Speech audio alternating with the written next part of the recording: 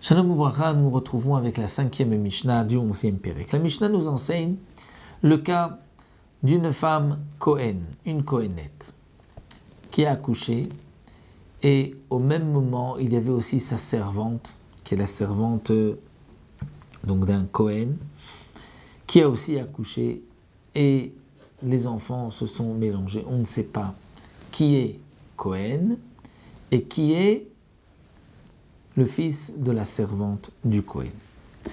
Kohenet shintarva vlada bevlat shifrata, une Kohenet dont l'enfant s'est mélangé avec le fils de la servante. Aril ochlim batrouma. Donc tous les deux pourront manger, lorsqu'ils vont grandir, manger de la terouma. Mima nafshach. Si les fils de Kohen, il peut manger de la terouma. S'il est le fils de la servante du Kohen, donc c'est aussi un esclave du Kohen, il pourra manger de la terouma. Mais lorsqu'ils vont aller réclamer dans les granges la terouma, lorsqu'ils vont la prendre, il faut donc qu'ils la prennent ensemble. Et on ne pourra pas donner à l'un sans l'autre, puisqu'il y en a un qui est Kohen et l'autre est l'esclave du Kohen. Ils ont grandi, on ne sait pas qui est le Kohen et qui est l'esclave. Donc si un de leurs proches parents décède, ils ne pourront pas se rendre impurs. Il n'a pas tout à fait.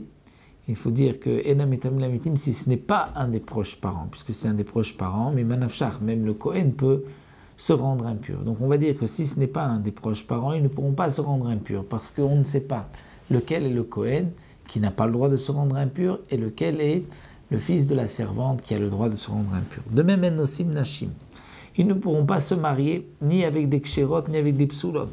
C'est-à-dire ni avec des femmes kshérot, ni avec des femmes psoulot, ni avec une chifra, ou ni avec une femme kshera. Une femme kshera, ils ne pourront pas, puisque peut-être que celui qui se marie avec la kshera, il y a un des deux qui est esclave. Avec une psoula, pas puisque un des deux est Kohen. Igdilo atarovet. Maintenant, ils ont grandi.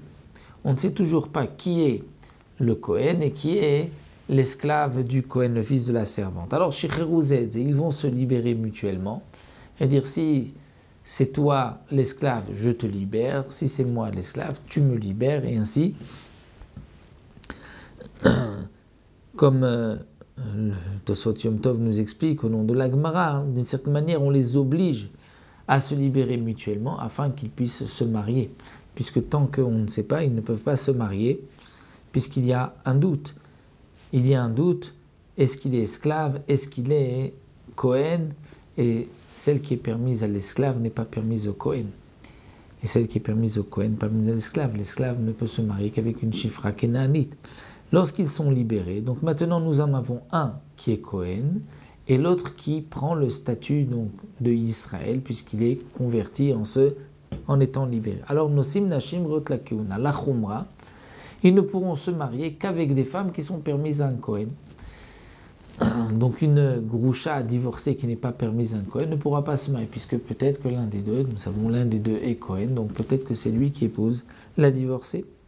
Donc ils ne prendront que des femmes permises au Kohen. Ils ne se rendront pas impurs pour mort, puisque un des deux est Kohen et on ne sait pas qui c'est. Et s'ils se sont rendus impurs, alors on ne leur donnera pas malkout, on ne les punira pas comme tout Kohen qui sera impur, parce que là, c'est peut-être un des deux n'est pas Kohen, et donc même s'il est là, il va dire je ne vais pas recevoir des coups, peut-être moi je ne suis pas le Kohen, c'est l'autre le Kohen. De même, ils ne mangeront pas de la terouma, puisque une fois libéré, il n'est plus esclave du Kohen, il ne peut plus manger la terouma. Donc il y en a un qui peut, l'autre qui ne peut pas, puisque nous avons un doute, aucun des deux ne mangera. S'ils ont mangé. Normalement, un Israël qui mange la terouma doit rembourser, donner keren, le capital plus un cinquième, ici, donc de la valeur de ce qu'il a mangé. Ici, ils ne payeront pas, puisque celui qui a mangé va dire, mais moi peut-être que je suis Kohen, je ne dois rien.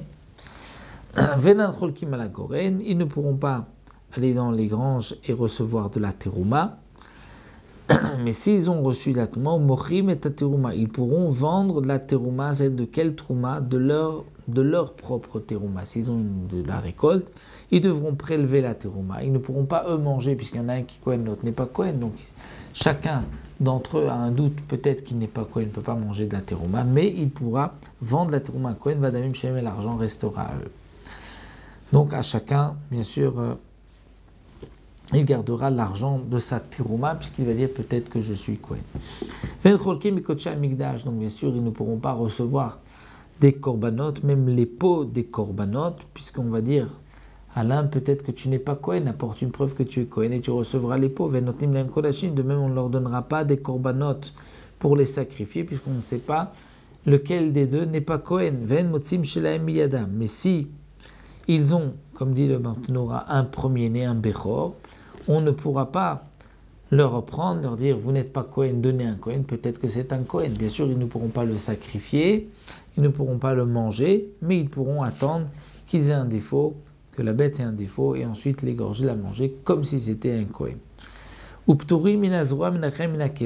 Comme tout Kohen, il est dispensé de faire ce don à un autre Kohen, puisque nous avons une halakha marquée dans la Torah, lorsqu'un homme va sacrifier une bête, il doit donner le bras, la joue et la panse à un Kohen.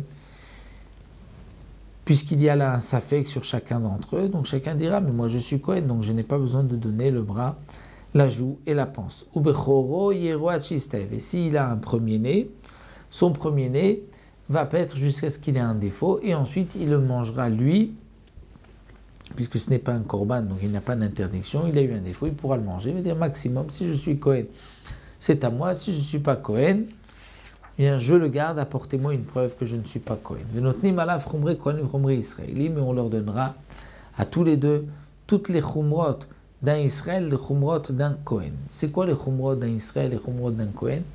Alors le Barthénora nous rapporte, c'est par rapport au dinim d'une mincha, une offrande. Nous savons que lorsqu'un Israël apporte une offrande, cette offrande, il faudra prélever une kmitza, brûler donc une pleine poignée de farine, et le reste sera mangé. Si c'est la mincha d'un Kohen, tout devrait être brûlé. Donc là, on va faire la chumra de l'un et de l'autre. C'est-à-dire que d'un côté, on va prendre une kmitza comme la mincha d'un Israël et on va brûler le kometz. Mais d'un autre côté, on ne peut pas manger les restes comme la mincha d'Israël, mais on devra tout brûler comme la mincha d'un Kohen. Donc ça, ce sont les deux chumrot, puisque nous avons un doute. En vérité, cette Mishnah est logique. Lorsque nous avons un doute, voici donc qu'il faut prendre à chaque fois toutes les chumrot. Nous poursuivrons avec d'autres doutes qui se compliqueront bien sûr avec la Mishnah Vav, la Mishnah Zain. Nous verrons encore dans le même contexte un doute, deux enfants qui sont mélangés ou même plus qui ne sont pas mélangés, mais un qui est né, et on ne sait pas c'est l'enfant de qui, ça nous le verrons Bezrat Hashem dans la 6e Mishnah.